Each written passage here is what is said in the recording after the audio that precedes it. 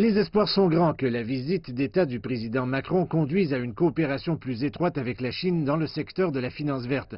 Les récentes réunions politiques à Beijing ont vu émerger le financement respectueux de l'environnement comme l'un des objectifs économiques les plus importants en Chine.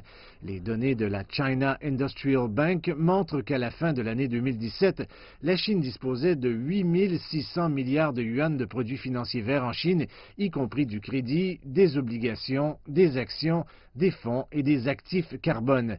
Le pays a également développé sa présence financière verte à l'étranger. En novembre 2017, la Bank of China a émis des obligations vertes multidevises de 1,5 milliard de dollars à Paris.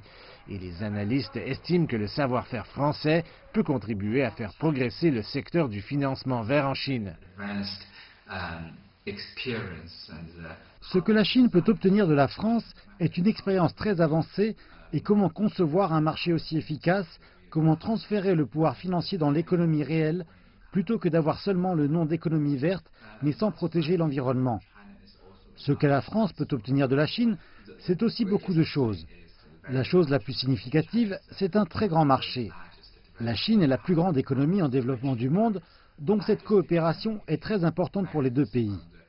Lorsque les hauts fonctionnaires des deux pays se sont rencontrés en décembre lors du 5e dialogue économique et financier de haut niveau, ils ont convenu d'avancer sur la coopération macroéconomique et la gouvernance économique mondiale et de renforcer la coopération commerciale, financière et d'investissement. Les deux parties travailleront également ensemble pour relever les défis mondiaux liés au financement climatique et à l'investissement dans les infrastructures. Mais les experts insistent sur le fait que l'échange d'expertise ne sera pas à sens unique. La Chine et la France ont une structure de développement assez différente en termes de finances vertes.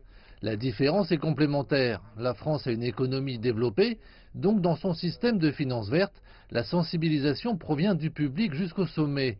Les institutions publiques et financières se sont rendues compte qu'elles doivent protéger l'environnement et avoir une économie durable. Alors, elles poussent le gouvernement à se transformer. Selon ce modèle, le pays est un leader dans la promotion de la sensibilisation à l'écologie et la construction d'infrastructures vertes. En Chine, nous avons un modèle du sommet à la base lancé par le gouvernement et à travers des politiques pour mener le marché. De cette façon, nous avons un très fort système de développement systématique et standard qui peut offrir de l'aide à d'autres pays.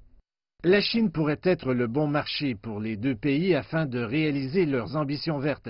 D'ici 2030, la Chine entend réduire les émissions de carbone par unité de PIB de 60 à 65% par rapport à 2005. Selon les estimations, ces réductions nécessiteraient plus de 41 000 milliards de yuan d'investissement et pourraient créer 69 millions d'emplois. Cela attirera des capitaux et des investissements technologiques de partout dans le monde.